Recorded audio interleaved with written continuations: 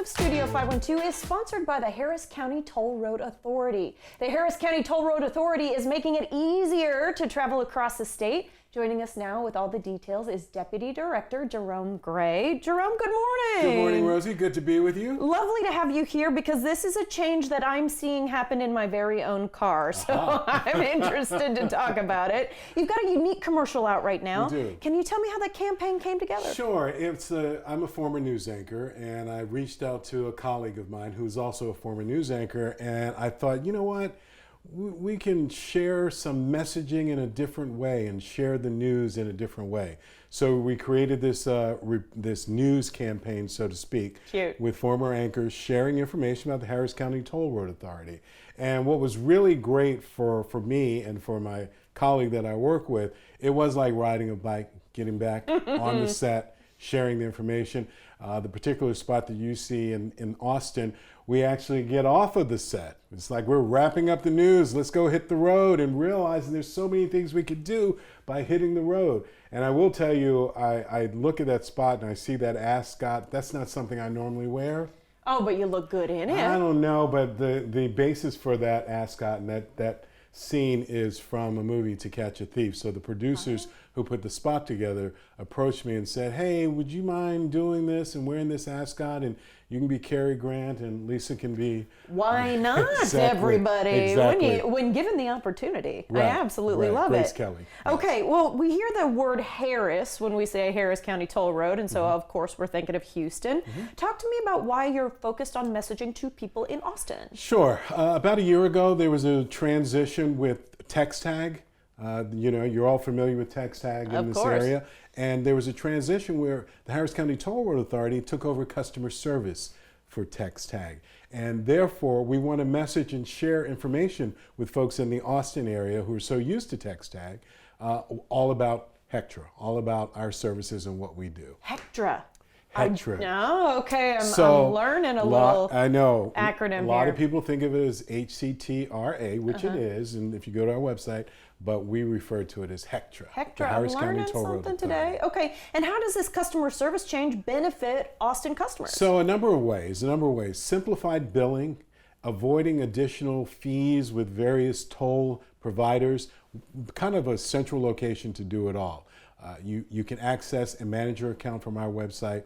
We have over 40 years of experience in the customer service area as it relates to toll roads. And so we think this is a great benefit to those who have text tag and easy tag as well, to be able to have that one central location. Well, it kind of streamlines things, doesn't it? It does. Okay. It does. Can people keep their text tags or do they shift to No, the we want to make it as easy as possible and simple as possible. So if you have a text tag, you can keep it. You just have to make sure that you're managing your account on hectra.org. That's where you're going to manage your accounts. You're no longer managing it on text tag. Okay, and you guys are officially, we're announcing this here, managing the toll lanes and toll rates here in the Austin area. So we only manage the billing. Okay. And so it's important. I'm so glad you asked about this because there is some confusion about this and we want to be able to clear it up. TxDOT still maintains, still manages the toll roads. Still will be dealing with toll rates. We at Hectra will not be setting toll You're saying, rates. hey, wait a minute, don't come for us with those Don't rates. come for us with that. We're customer service, providing the service, but we're not maintaining the Austin area toll roads. TxDOT is still doing that. TxDOT is still overseeing the toll rates. So really, you're the interface. We are. We are the interface with the customer and really trying to make it as simple as possible for the customer to access their information, know what they need to know to get where they need to go. Well, I've got an easy tag now in my car. I've got Hectra on my phone. Yay. Yes, I have transitioned over. Good for you. How is the transition going for the Austin area? It's been going really well. We've been pleasantly surprised. I shouldn't say pleasantly surprised. We suspected it would be the case because of the years of experience. It's quite a volume, over 1 million text tag customers who were transitioned over to Hectra, and it's been going pretty well. We've been doing this now for about a year, a little over a year, and so far so good. It's working out really well. I think it's important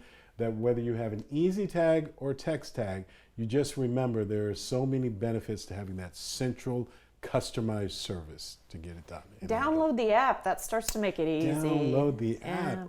Thank you, Rosie. Well, I'm doing the best I can to help you out. Yes. I was told that you were going to help me out too by a little game where everyone's a winner. Yes, I have a little game for you. Okay, let's hear it. If you're game for it, we call it the easy game. Oh no, it might mean I do terribly. The Hectra easy game. Okay, please select the fact that is correct about the easy tag. Easy tags are free in most cases for up to 8 vehicles on one account. Easy tag users get a 10% discount on Harris County toll roads while using a typical car. C, you can pay your invoice with cash or credit at over 5,000 retailers. So that's A, B, and C, or D, all of the above. I know it's going to be all of the above. All right, Rosie. So you got that one. So that was too good. Too easy. 10% off, all that good stuff. Yes. I like hearing that. Okay, well, maybe this one will get Okay. you. When it comes to easy tag, you can use your tag on toll roads in Texas and A, Oklahoma, B, Kansas, C, Florida, D, Colorado, or E, all of the above. Okay, I would have definitely said Oklahoma because I drive through Oklahoma to get to my home state of Missouri. Okay. I did see Kansas pop up when I was watching your cute little commercial. Okay. So it makes me want to say all of the above. All of the above. Okay, you got it. You got it. This is too easy for you. All right, this one's got to get you.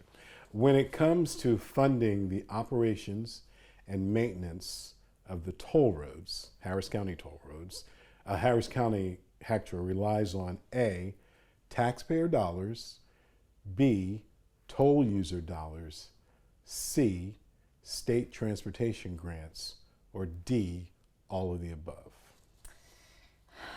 All right, now it is starting to get a little hairy for me. I'm going to guess all of the above. Okay. But I'm hoping that it's, what was C? C was state transportation grants. No. He's trying to help me out. No, okay. Okay, you're going to go with all the above? I'm going to go with all the above. But since What's I told the you it answer? wasn't C, now you know it's not all the above either.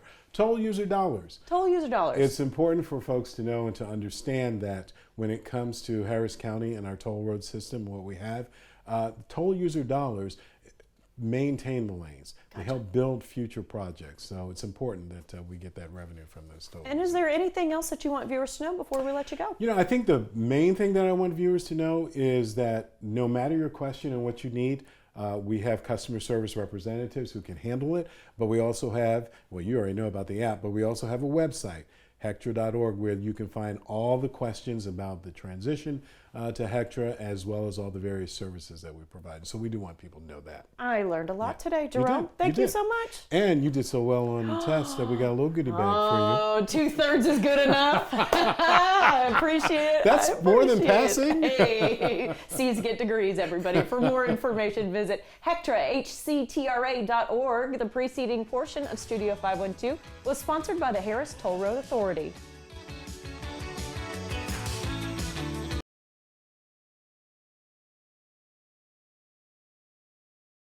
The following portion of Studio 512 is sponsored by Austin Telco Federal Credit Union.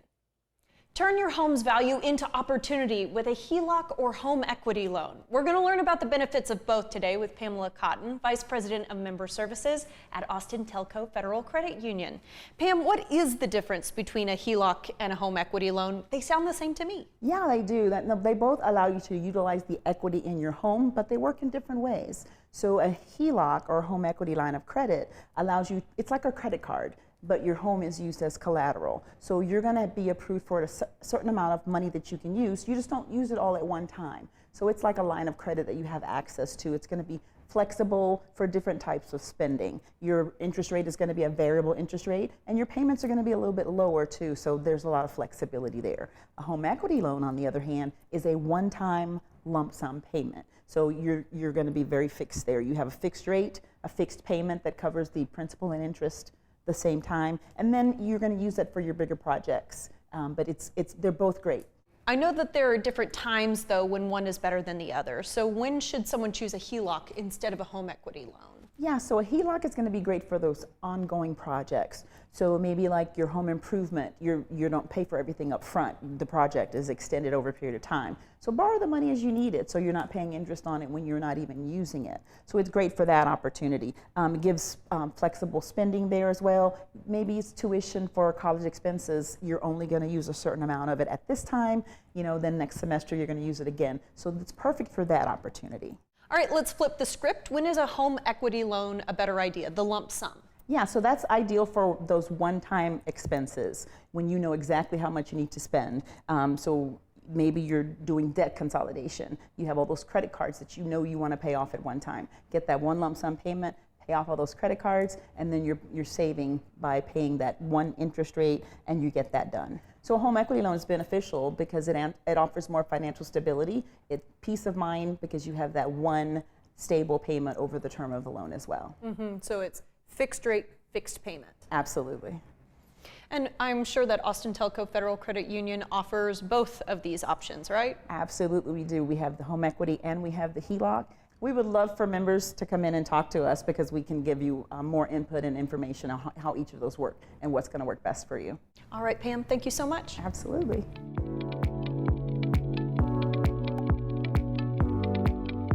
Learn more about all of the services that Austin Telco Federal Credit Union has to offer by going to atfcu.org. The preceding portion of Studio 512 was sponsored by Austin Telco Federal Credit Union.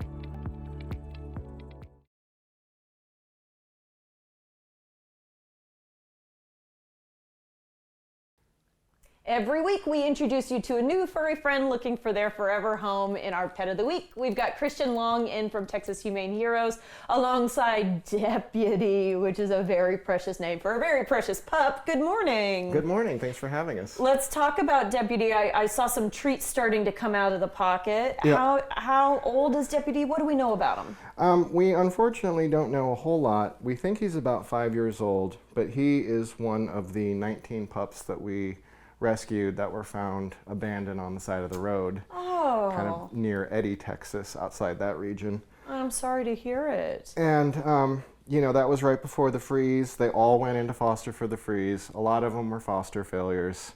Which is great. Which is great. And foster failure, of course, means they got adopted. And, he went into foster and he did great. They weren't in a position to adopt. So now he's one of the few little abandoned dogs that's back. And he's just a sweet, relaxed little guy. Was this a patch of brothers and sisters? We think so, yeah. Yeah, but that was the postman who found him. The postman found 19 dogs. Yeah. This is kind of like a plot line out of 101 Dalmatians. Yep. But something that is, I think, very special about Deputy is not only does he have this sweet little underbite, which I think is always so endearing, but he's also got what you call sundial eyes. Yeah, he's got these sort of like 2/3 of them are a very dark brown, almost black, and then he's got these little sort of crescent blues. Oh, and look at how handsome he is. He is a handsome guy. He's got some nice little portraits as well, where you can see that underbite. So cute.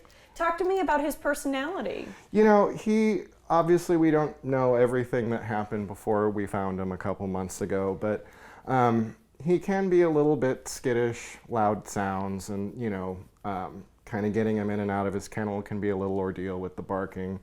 So he's really looking for sort of a calmer.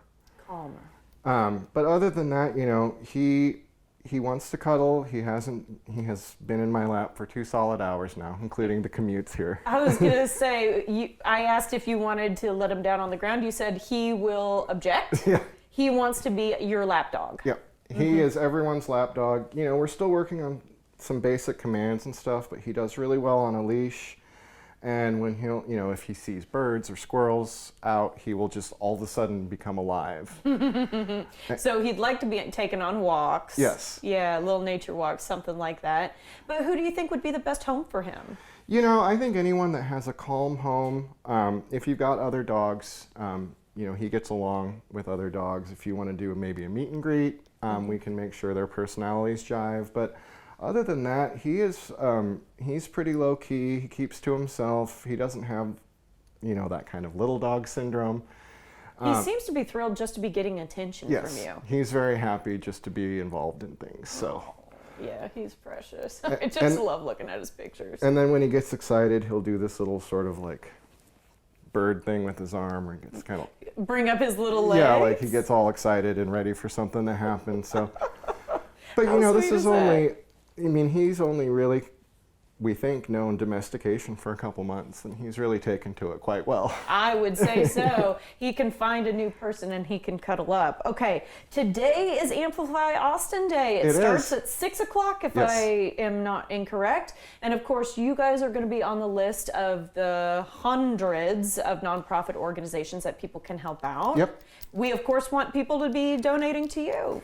Yep, and you know, there's, we do it every year, and I think this is the first year that they're doing sort of just a generic cause. So if you have lots of pet charities you like and you don't want to play favorites, you can donate to the pet charity cause, and then it goes, you know. Yeah. But you know, you can obviously donate to us directly. HumaneHeroes.org has all the info. We've sort of selected a few dogs and cats like Deputy that have kind of been through the ringer, and you can learn about, you know, their recovery and get a better sense about what we do beyond rescuing and adoption. So.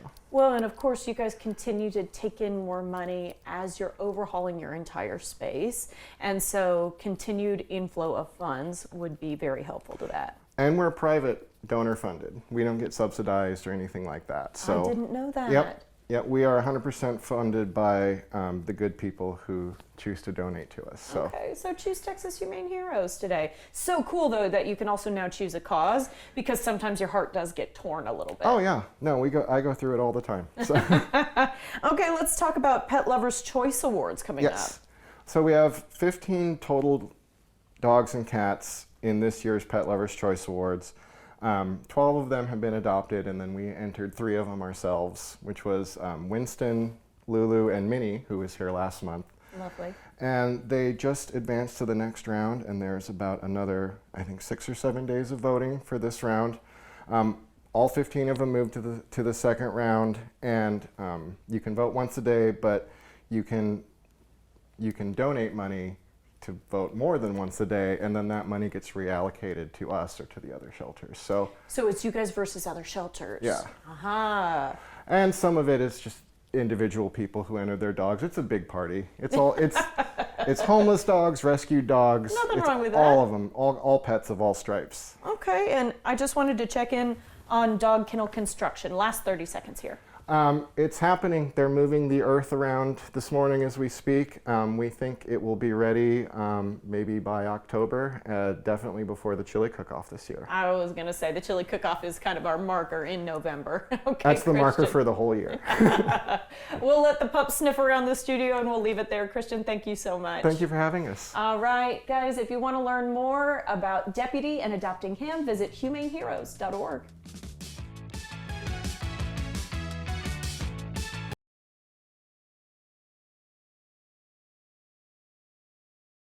It's one of the most action-packed, high-stakes nights on NBC. It's the One Chicago crossover event where the stars of Chicago Fire, Chicago Med, and Chicago PD join forces to bring justice to a major situation. Joining me now are Dermot Maroney, Luke Mitchell, and LaRoyce Hawkins. Good morning, guys. How's everyone doing? Morning. Good morning. Very well, thank you. Very grateful. Well, I'm excited to learn more about this season's crossover event. So why don't you give me the setup for the crossover? What's happening and what are we trying to solve? We kick things off with a great episode of Chicago Fire, just to mix things up a little bit, and Chicago Med follows, followed by Chicago PD to bring us home. There's a big catastrophic event that occurs in the first episode. A plane lands under mysterious circumstances, and the fire department's there to greet the plane. And to offload the passengers. At which point it segues into finding out what it was that caused that problem and how to treat it in a hospital emergency situation. I think in our crossover, Med has to actually sort of reinvent they have to invent how to treat this situation. Is that a proper description? Yeah. It's not just on the shelf. Yeah. Right. They got a new scenario to deal with. Yeah. by which time it's been revealed that this wasn't just an accident, it was a crime. Of course it was. Crime. And naturally, that's where we get involved. How much do you all enjoy this TV event? Because all 3 shows and characters are intertwined over the 3-hour span. No, I think that's our favorite part about it. It's extremely challenging and difficult to pull off in real life. But by the time you see the product, it's so worth it, you know, and we know the fans love it. As hard as it is for the powers that be to kind of organize and orchestrate the whole situation, it ends up being very, very worth it for the fans. They love it and eat it up. So we don't have a problem doing it at all. No, we love it working on opposite casts. So I'd be with some actors from PD, which is a thrill, but then we're on the med set, so the rest of them are in it. And we also have, however you want to put it, special guest return fan favorite appearance. That's really the kind of the backbone of our crossover. So there's a lot to see. Yeah, I'm excited for that kind of special guest that you're teasing there. Yeah, I think that's going to be really exciting. Yeah. Now, for you all, what would you say is the impact as actors taking on the roles of first responders, especially in this day and age? Yeah, we discuss that often, believe it or not. And we couldn't imagine actually being a first responder today. But I think we get a chance with these performances to really allow the heartstrings to offset the horror that it must feel like in real life, which gives our audience a chance to let go of what's going on while also holding on at the same time. It's a very interesting dynamic that happens on Wednesday nights, where it's, you know, you don't realize until Thursday that you're very full. You know what I mean? That you're very full. But yeah, we take the responsibility seriously. Yeah. We take it seriously. We don't phone it in, and we don't cut corners. We lean in, and I think that's why the fans have respected the crossovers for so long. Yeah, I think it's our job to try and shine a light on first responders and how special they are as human beings and professionals. And you know, they have to have this incredible list of attributes that are at times conflicting. So they need to be able to compartmentalize to not only be empathetic and personable, but do their job and move on and move forward, which is, yeah, I can't imagine being a first responder in real life. But in talking like this, please know all of our performances are a tribute to those people. And as Leroy said, even as we speak right now, someone's saving someone's life. So we're really moved to portray these roles.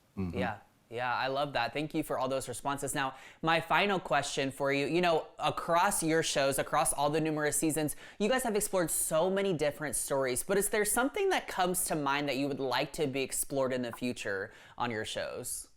I can say this every time I thought I knew where the story was going to go in the script on Chicago Fire, because it's developing under your feet. You get one script at a time.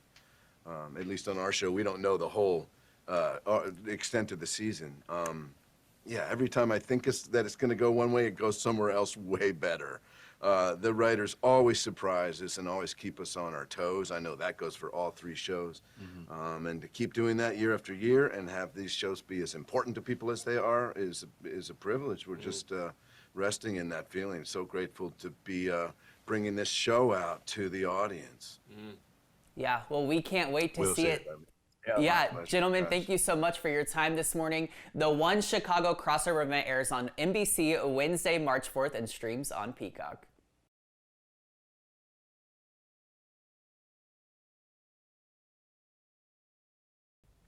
Welcome back. March is the month where spring officially begins. Xander Caruso is here with tips on what veggies to get in the ground right now, and Carson Gagliano is here to tell us about what's new at Barton Springs Nursery. And here's a tip. It's a brand new studio we're going to be talking about today, so we're happy to have both of you in the studio. Good morning. Good morning. All right, we're coming to you first, Xander. Let's knock out the education portion here. Tomatoes are first. Just want to get it in. It's already hot, which is not ideal for the first week of March. However, it's a perfect time to get your tomatoes, your eggplants, and your peppers in. And we have all of those at the nursery. You want to use fertilizers like liquid seaweed.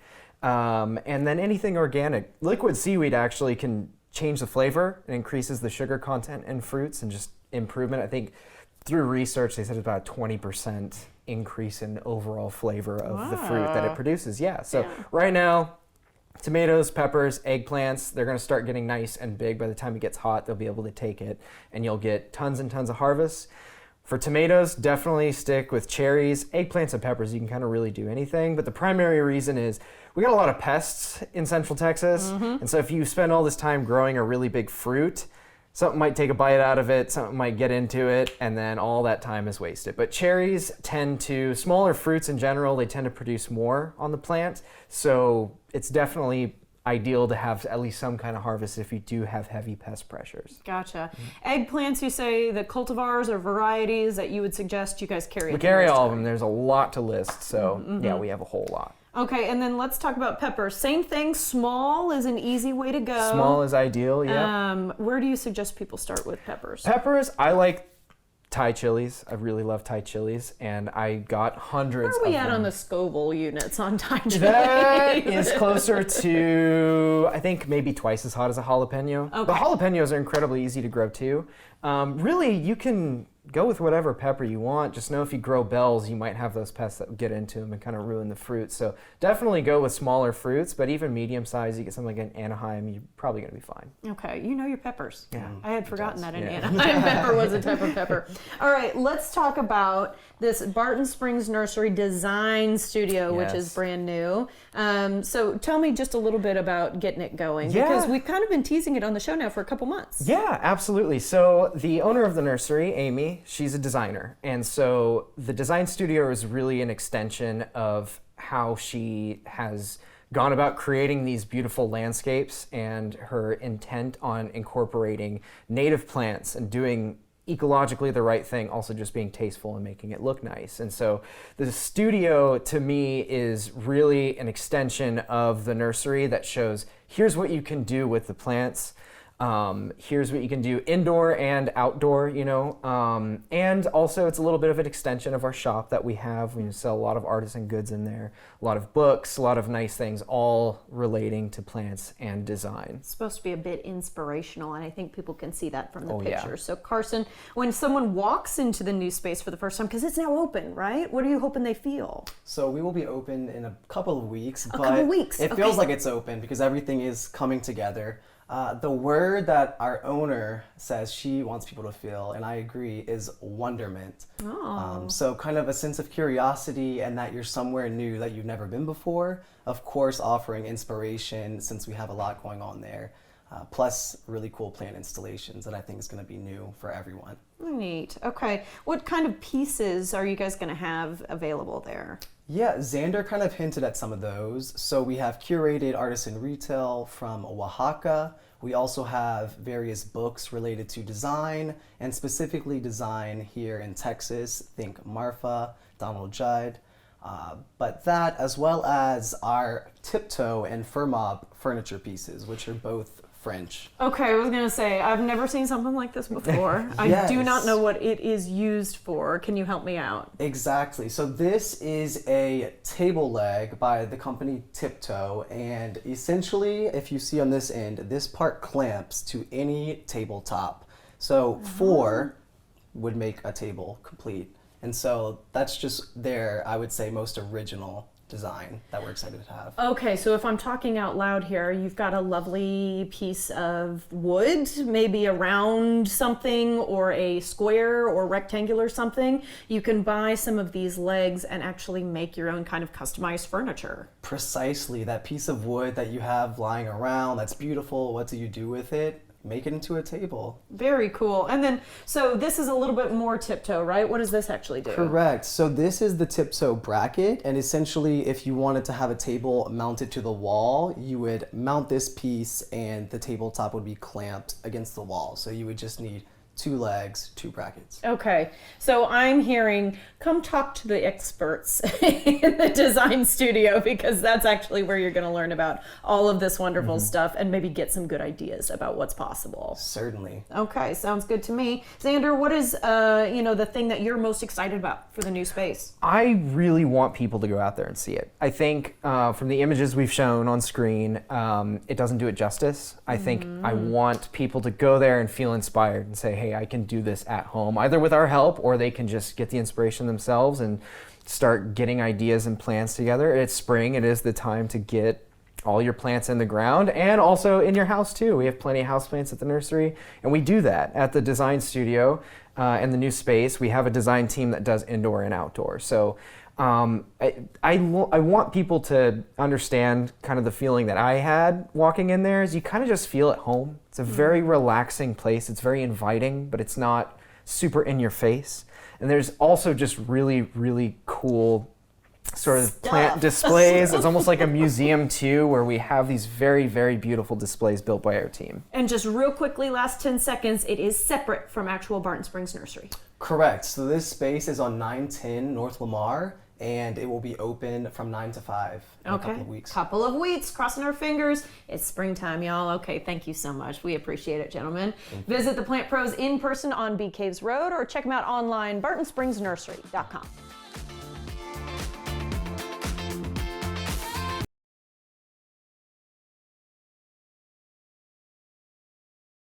A brand new documentary exploring the life and career of Sir Paul McCartney is out now on Prime Video. And joining me now is the man behind it all, director Morgan Neville. Good morning, Morgan. How are you? Good talking to you.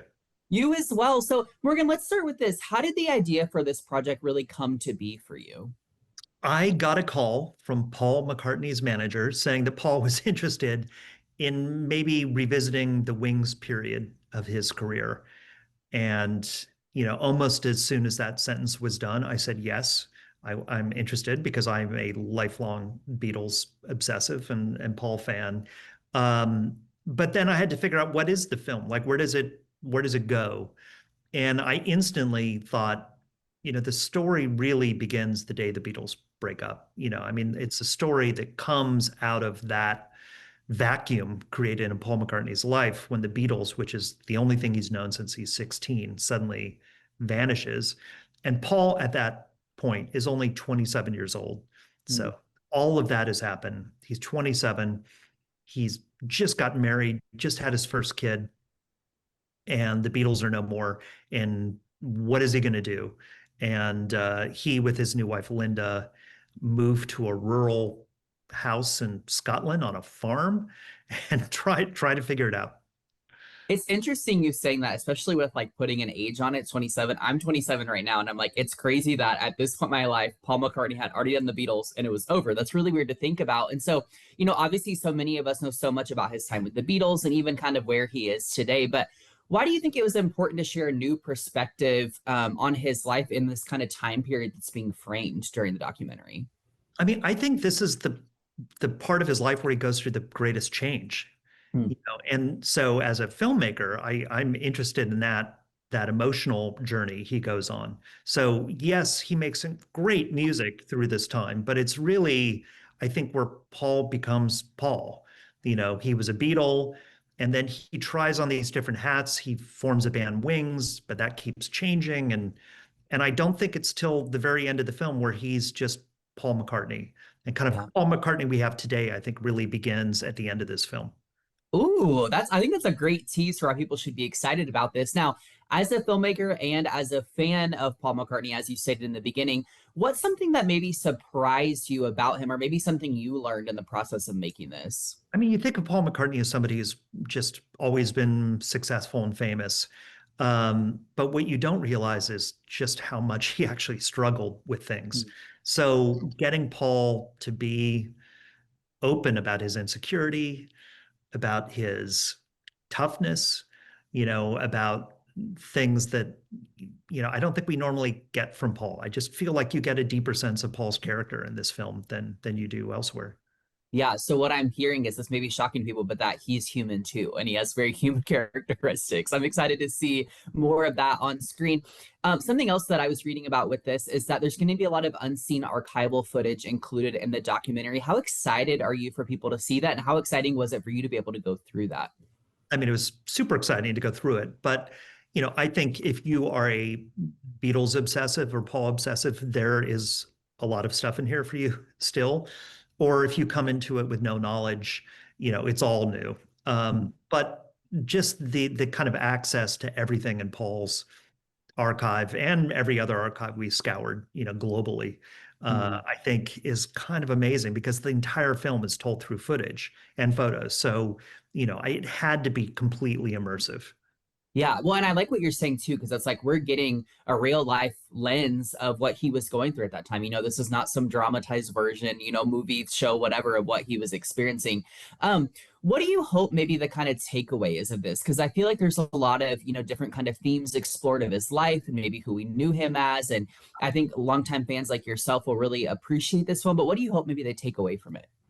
I mean, I think on the one hand, it's the story of how to navigate being a creative person in the world. I think the questions he asks are actually very relatable.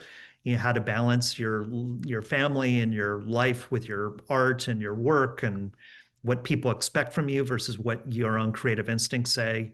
So I feel like the film says a lot about that. Also, the music's great. I think, coming out of it, you're definitely going to go down a rabbit hole of listening to some of this music. Okay, well, we're excited for the music. We're excited to learn more about his life. Morgan, thank you so much for your time. Paul McCartney, Man on the Run, out now on Prime Video. Great talking to you.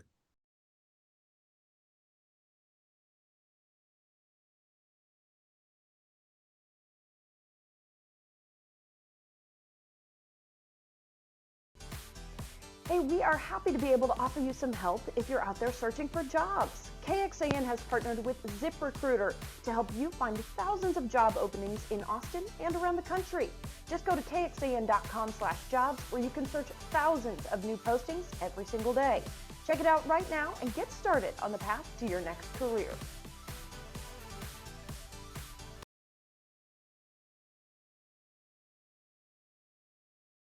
Content segments during Studio 512 were paid for by the Harris County Toll Road Authority and Austin Telco Federal Credit Union.